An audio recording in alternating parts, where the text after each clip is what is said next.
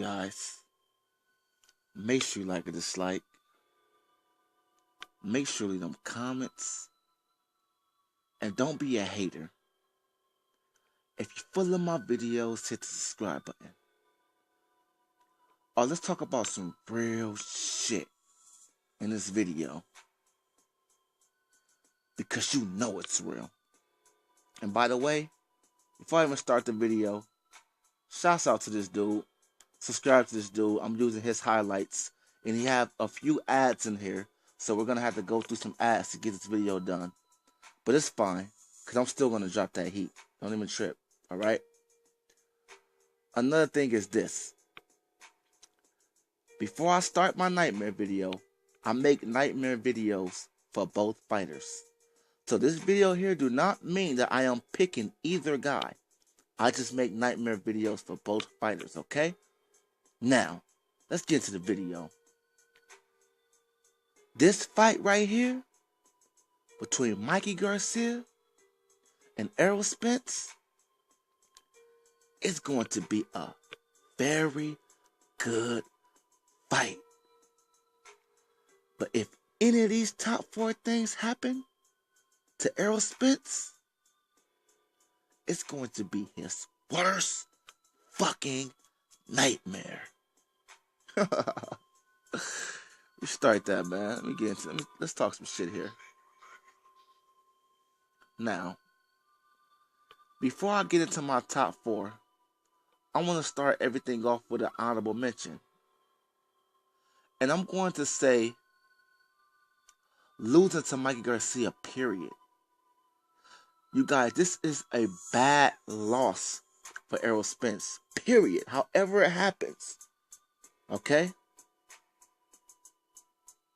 Errol Spence, his career can go downhill if he loses to Mikey Garcia. Mikey Garcia don't have to win this fight. And his career can still be spectacular. Errol Spence, on the other hand, he has to win this fight. So losing to Mikey Garcia is a nightmare within itself. Even if it's by 1 fucking point. He's supposed to beat Mikey Garcia. Facts. That being said, let's get into number 4. Number motherfucking 4. The power of Mikey Garcia. I really don't feel like I'm going to go off on a limb and say this. Because you can argue and say Kell Brook is the harder puncher that Errol Spence has faced. But even to me, that is debatable. Because you can argue that Kell Brook was drained. And maybe that made Kell Brook power not the same. On the strength of him being drained. Okay? Like I told you guys, when Antonio Tarver went up to go, when Roy Jones went up to go fight Antonio Tarver, when he came back down to fight Antonio Tarver again, the same snap wasn't there. And the reason I said again is because for those of you guys that don't know, Roy Jones beat Antonio Tarver in the amateurs. All right? So, think about this. What if Mikey Garcia has the type of power that could keep Errol Spence honest? What if he had the type of power that could throw Errol Spence off? You guys have to understand, people is saying that Mikey Garcia hits like a fucking light heavyweight. And Mikey Garcia putting up that extra weight, if he puts on enough weight to the point, it might help Mikey Garcia. He might actually be stronger in the fight. Another thing is, like I told you before, Errol Spence doesn't do strict drug testing. So that can play against him, being the fact that Mikey Garcia can juice up for Errol Spence. This shit is real, y'all. So if Mikey Garcia juice up for Errol Spence, he's already a powerful fighter without juice. Okay? So with juice, we can only imagine. And I'm not saying it's going to happen, but it's very possible. I would not be surprised if Mike Garcia juice up for this fight. That being said, let's move into number 3. Number motherfucking 3. And I'm going to say the counter punching ability of Mikey Garcia.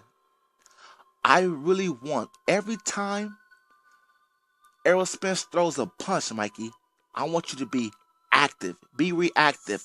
Every time we throw a punch, respond. Every time Errol Spence throw a punch, I want him to think about, damn, I don't even want to throw this left straight. I don't even want to go to the body because Errol Spence is Mike Garcia is going to counter me. And for those of the guys out there that don't know, counter punchers, they love people that go to the body because that's the easiest openings. You can see that from a mile away when people go to the body. And when Errol Spence goes to the body, he loads to the body. He don't just jab to the body. He loads, he stabs at the body. So Mike Garcia could see that coming, and the counter punching ability of Mikey could be Errol Spence's worst nightmare. Okay? Not to mention, the shots that you don't see coming hurts the most. Alright? That being said, let's move to number 2. Number motherfucking 2. A lot of people underestimate the fact that Mike Garcia is a body puncher himself now. Okay? He broke Maidana ribs in sparring. This is a fact. We're not used to nobody going downstairs on Errol Spence. So Mike Garcia could fuck around and give Errol Spence the taste of his own medicine. Hear me out here. Yes, that's right. Mike Garcia could be a body puncher too. I've seen and I watched Mikey Garcia give sneaky attacks to the body. That left hook to the body is dangerous. Mike Garcia loves to go downstairs. And I think that by itself is a fucking nightmare. I really don't know how can Errol Spence take a good shot to the body. Do you know? Because I certainly don't. But I know in this fight, if Mike Garcia continues to land downstairs, who knows? Maybe he could hurt Errol Spence to the body. Shit. It would be even more of a nightmare if Errol Spence gets stopped with a body shot. So yeah, that's right. What I want Mike Garcia to do is get Errol Spence a taste of his own fucking medicine. That being said, let's get into number 1. Number motherfucking 1. Keep Errol Spence on the back foot. I do not feel that Errol Spence is a dominant fighter on the back foot. Let's really talk about this for a second, can we? And Mike Garcia is a guy that you never see him on the back foot. Whoever Mikey Garcia fights, he comes straight forward and he presses the action and the opponent is stepping back. You know why? Because Mikey has that type of power where he can push you back. He had Broner going back. He definitely had fucking tall ass fucking Easter going back. So if he could come in this fight and have Errol Spence Jr. going back, I could see Mike Garcia outboxing Errol Spence on the back foot. I could definitely see Mike Garcia hurting Errol Spence on the back foot. And if Errol Spence is on those ropes against Mike Garcia, we all know Errol Spence's domain is to have you on the ropes. But what if everything is switched around to the point he is on the ropes? I could see Mike Garcia clearly winning that fight if Mikey is able to push Errol Spence back and keep him on the back foot.